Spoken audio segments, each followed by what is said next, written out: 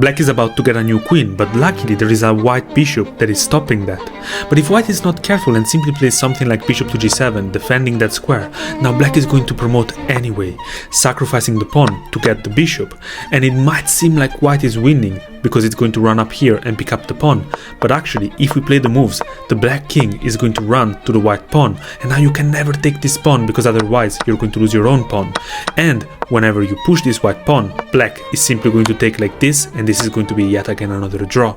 So it seems like despite the extra bishop, black is able to draw this game after getting the queen, right? But white has a brilliant plan in this position that starts with the brilliant only move, bishop a1. A move that looks like the only blunder available to white in this position, but yet, believe it or not, this move puts black in Zugzwang, a position where the best thing would be to not move anything. But of course black has to make a move. If it ignores the bishop, now white is simply going to push the pawn and get a queen way faster than black. And there are no other moves available for the black king, meaning that it has to accept the sacrifice. And now I know that many of you will think that the solution is to simply trap the king in the corner. Like this, the king cannot leave and the pawn cannot be pushed, so black will have no other choice but to push this pawn.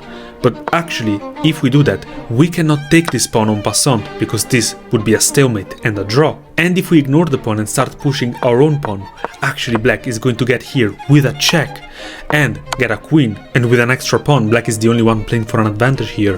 White will have to be very careful to save the draw. So the only winning move from this position after the bishop sacrifice is to play the very precise king to c2, with the same exact idea of trapping the king. But now once the pawn race starts, we are still not going to take this en passant to avoid the stalemate. Instead we're going to push the pawn.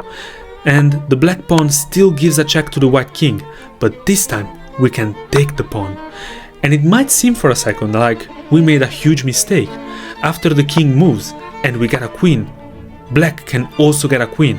And to the untrained eye this might look like a draw, but actually white is in the perfect position to deliver this beautiful checkmate.